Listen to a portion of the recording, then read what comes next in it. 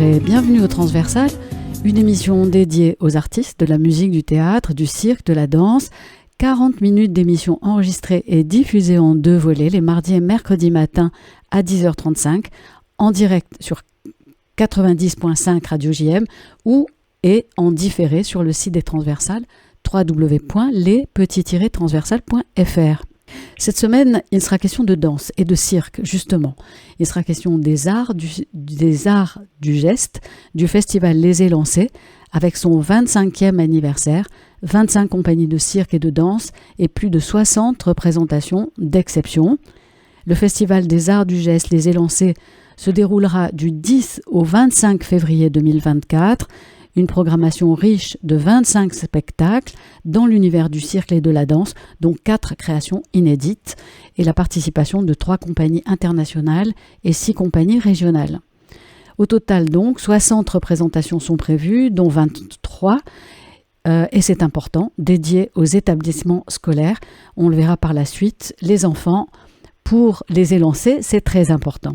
Il y aura donc 150 classes et 4000 enfants, c'est pas rien. Et bien sûr, la présence de plus de 150 artistes et techniciens. Et pour évoquer le festival, ce qui s'y passe, ce qui s'y danse, ce qui s'y performe, j'ai le grand plaisir d'accueillir à distance et par téléphone Anne Renaud, la directrice artistique du festival. Bonjour Anne Renaud. Bonjour Sylvie, ravie d'être accueillie dans les Transversales. C'est un très joli nom d'émission. Merci beaucoup et merci d'avoir accepté mon invitation, y compris par téléphone et à distance. Vous êtes en ce moment, je pensais que vous étiez à Istres, mais non, vous êtes chez vous. Et pendant ces 2 matinées, nous allons évoquer la 25e édition du Festival Les Élancés. Et tout de suite, pour se mettre dans l'ambiance, on écoute le teaser du festival.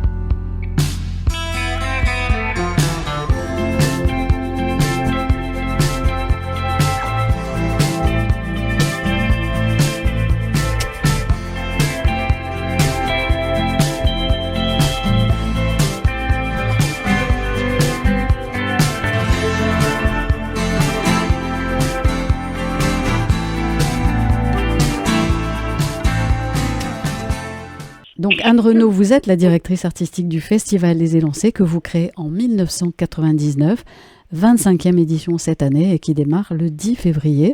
Sur cette 25e édition, qu'avez-vous envie de nous dire, Anne Renaud ? J'ai surtout envie de vous dire, soyez curieux et allez au spectacle. Absolument.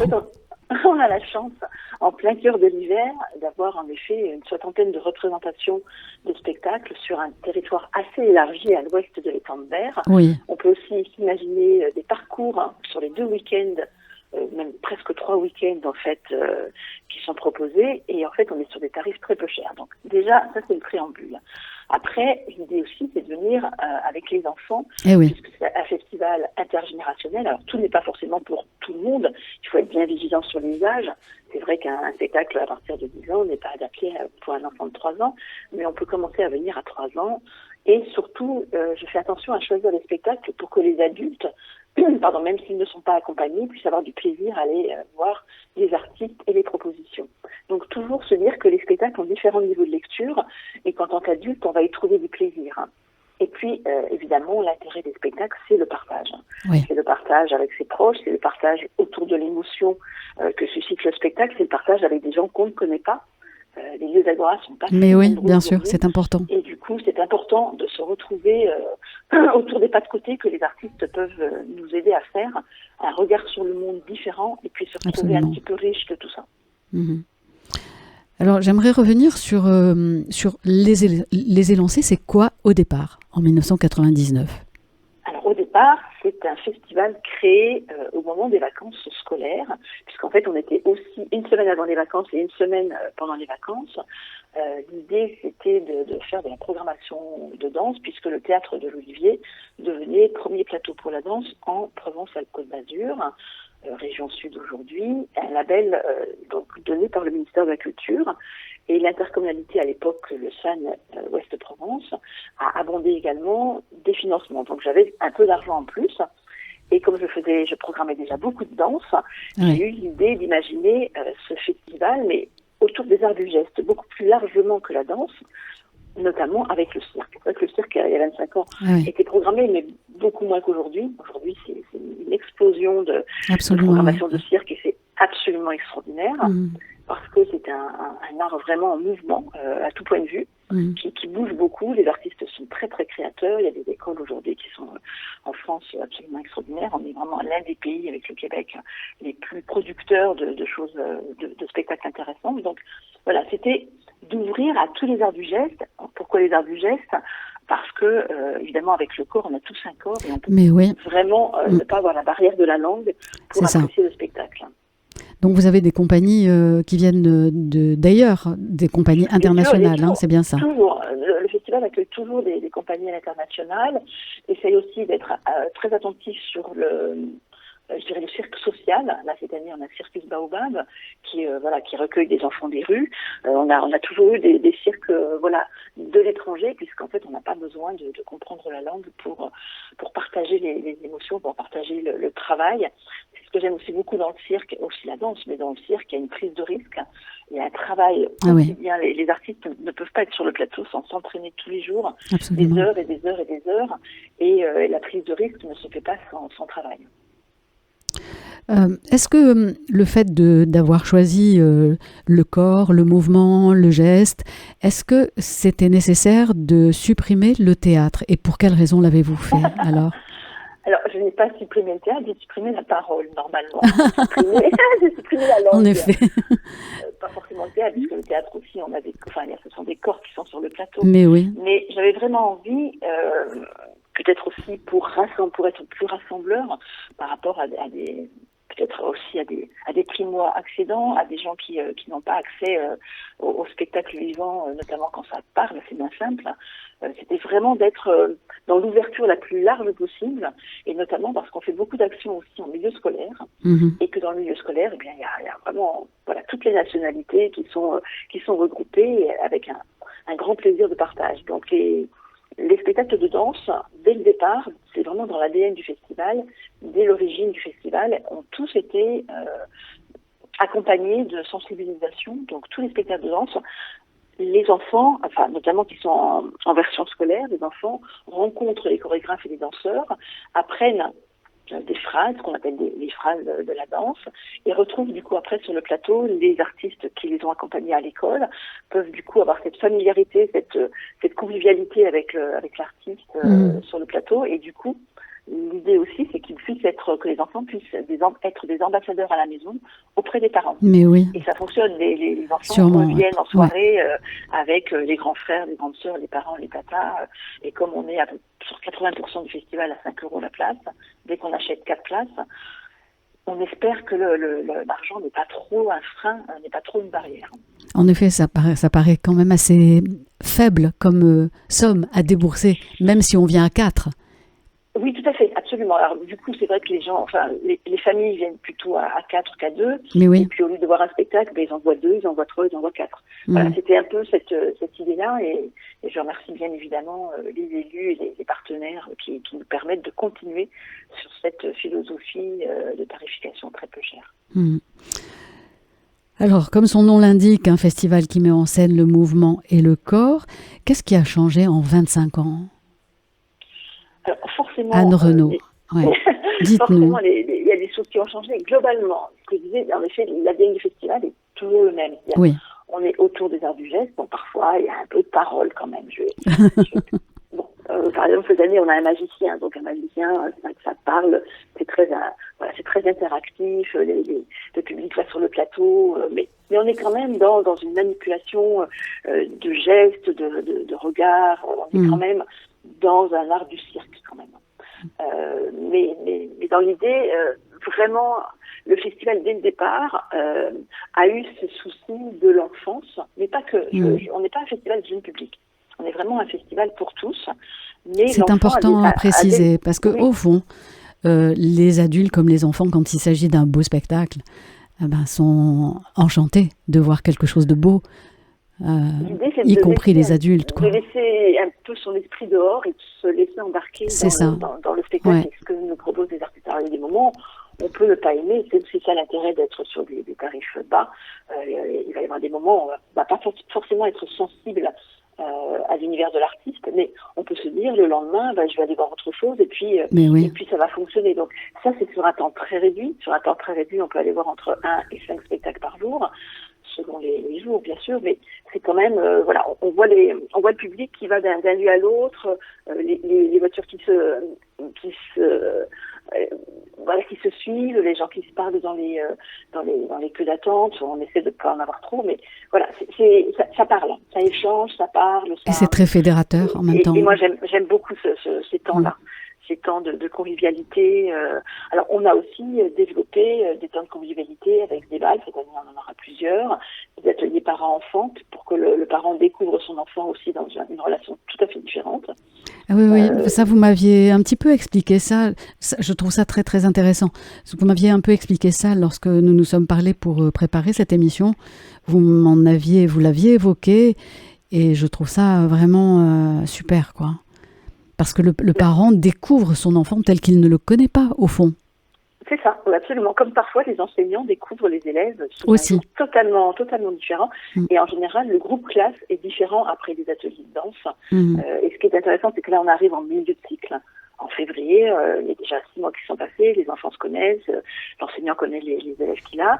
Et avec ces découvertes, quand on a un atelier, notamment des ateliers un peu longs, c'est-à-dire que quand les artistes viennent 2, 3 fois dans la classe, en fait, il y a des choses qui se développent autour de certains enfants qui ont une imagination absolument débordante et qui peut entraîner, du coup, qui peut se retrouver à un autre endroit de la classe s'il n'est pas très bon dans les enseignements fondamentaux. Et il est clair que la danse, le fait de découvrir la danse, d'être sensibilisé à la danse, de bouger dans sa classe, change aussi le rapport de l'enfant à l'enseignement fondamental. Il est en général il comprend mieux les consignes, il est plus attentif, il est aussi dans le rapport à l'autre qui est un petit peu différent, un peu plus adouci. Il y a plein de choses. On a beaucoup de témoignages d'enseignants qui sont absolument emballés par le travail qui est fait par les artistes à l'école. Eh bien, écoutez, c'est un travail passionnant que vous faites déjà en ayant mis sur pied ce festival. Et écoutez, de toute façon, on a hâte de venir.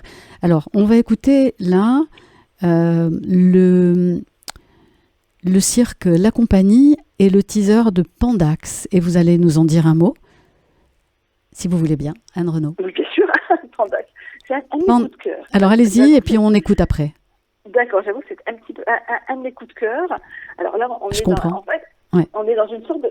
Parce qu'il y a une chose aussi sur laquelle on travaille depuis quelques années, et on le sait aujourd'hui dans ce monde, c'est sur la parité.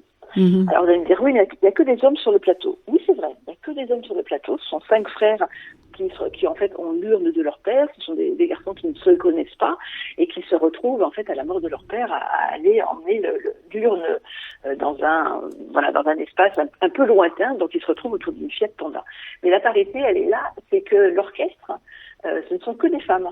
Donc voilà, c'est très intéressant. Bravo pour la parité alors. Évidemment très rigolo. Oui. C'est plein d'acrobaties, plein de prises de risques. On est dans un chapiteau de taille moyenne, on est à peu près dans les 250-300 spectateurs. Donc on est vraiment dans un cocon. On se retrouve aussi dans le cercle maternel. On se regarde les uns les autres, on partage. Évidemment, ça, c'est très très participatif, communicatif. En tout cas, ça fait envie quand vous en parlez. La façon dont vous avez d'en parler avec cette passion-là dans la voix, ça fait vraiment envie. Oui, mais rien que la Fiat Panda dans l'arène de cirque, mais ils sont en plus tous décalés. Ils ont des looks des années 60, mais c'est drôle à mourir. Et on peut venir à partir de 9 ans. Et on découvre comment on peut faire de l'acrobatie avec une Fiat Panda. C'est pas mal du tout. Donc on va tout de suite écouter le teaser de Pandax.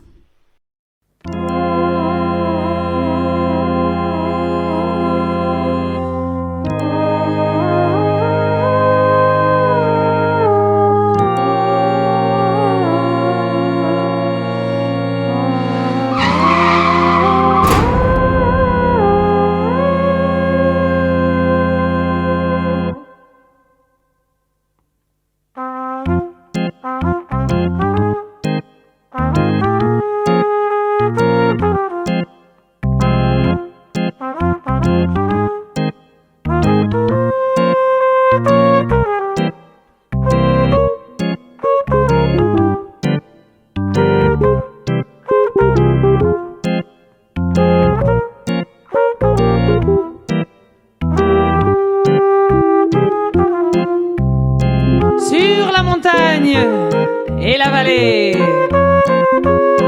à travers des océans et les mers étrangères, le long des planètes et dans tout l'univers, Pandax salue ses sœurs et il salue ses frères.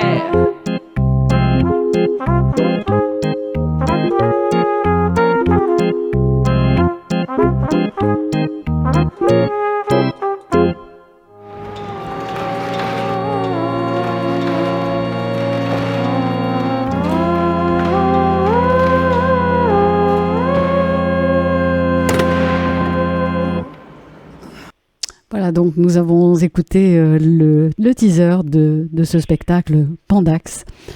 Anne Renaud, avant de se quitter, on n'a pas le temps d'évoquer le rapport qu'il peut y avoir entre les élancés et la BIAC, parce que je sais que vous êtes partenaires et que vous travaillez ensemble. Donc demain, nous évoquerons la façon que vous avez de travailler ensemble avec nos amis Guy Carrara et Raquel Raj de Andrade. En attendant, je vous ai demandé de choisir des musiques. Vous m'avez cité Lou Reed. Alors je précise que vous n'avez pas choisi cette chanson-là, mais que j'adore personnellement. Alors je me suis dit que ça devait vous plaire aussi. Alors nous allons nous quitter sur la chanson de Lou Reed, Take a Walk on the White Side. Et on se retrouve demain matin, 10h35. Merci. Merci à vous, Anne, et à demain. À demain.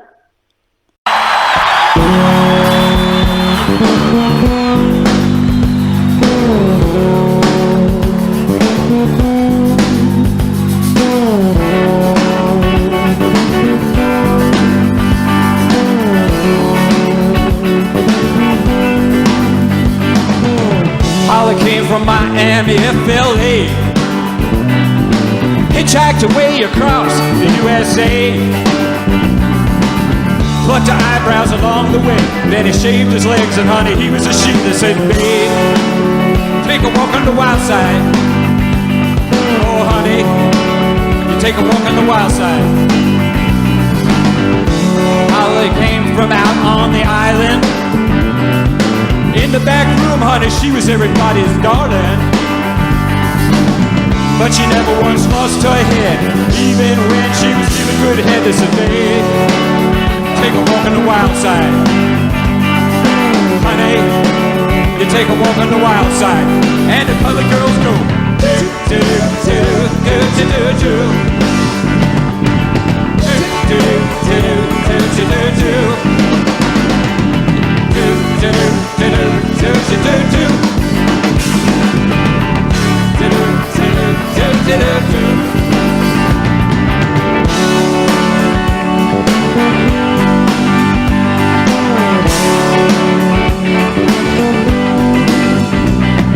the Sugar Plum Fairy waiter came and he hit the street. What? Looking for soul food and somebody to meet. He went down to the Apollo. You should have seen him when he go, go, go. Hey, babe, you take a walk on the wild side. Oh, honey, you take a walk on the wild side. Now, Jackie, she's just speeding away. Thought that she's Jimmy Dean for a day. Then you know that she had to crash. Valium would have helped that bass and babe. You take a walk on the wild side. Hey sugar, take a walk on the wild side. And the colors go do do do do do do do